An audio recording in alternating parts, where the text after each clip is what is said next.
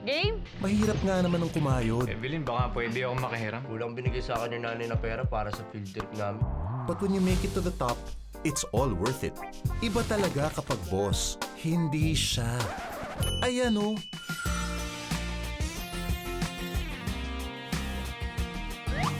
Sorry kung mainit ang ulo ko Order ko yan. Pareho tayo ng order. Sa'yo na lang yung susunod, ha? May bastos kasing kumuha ng coffee ko kanina. So tell me, after all these years, bakit ngayon ka lang nag-apply ng trabaho? Before I had my businesses, it's just didn't work out. He's gonna screw it up one way or another. Kaya naisip ko na kailangan ko magtrabaho to gain the proper experience. And you will be working for Miss Evelyn Vallejo Lontok. EVL. As in letter I na lang. Evil. Part ba ng job description ko? Magpakit sa boss natin? Good morning, ma'am. As usual, your presence lights up this boardroom. Hindi to pwede! Hindi ako mabayag! Ano titingin mo sa akin, ha? Si EVL, what you see is what you get. Yung boss namin is the devil in disguise.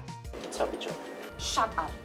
Being on top is never as easy as it seems. Evelyn, gusto ko sana magpakasal na tayo. Kailangan mo na makatapos na kapatid ko sa college at makaluwag-luwag si kuya sa negosyo niya bago tayo magpakasal. Lagi na lang ako nasa ibaba ng mga priorities mo. Maliit pa lang ako, binubuhay ko na kayong lahat! May isa pa sa inyo may nagtanong sa akin kung okay ako, kung ano nararamdaman ko! Sometimes love Alam mo, minsan subukan mo lumabas dyan sa comfort zone mo. can be your greatest success. Good morning, ma'am.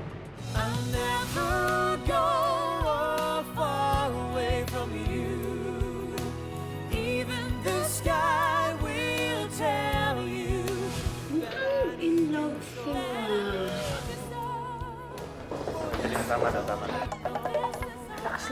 Narinig ko yun. Ever turn your back on people who can make you happy. Pag mahal mo, aminin mo sa sarili mo.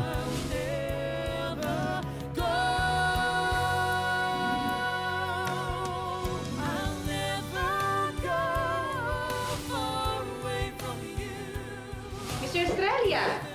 Now you know how hard it is to be an employee. Kailangan kumayod. Gumising ng maaga. Magtiis sa biyahe. When you get to the office, you have to face your terror of a boss. My Lady Boss. CCTV camera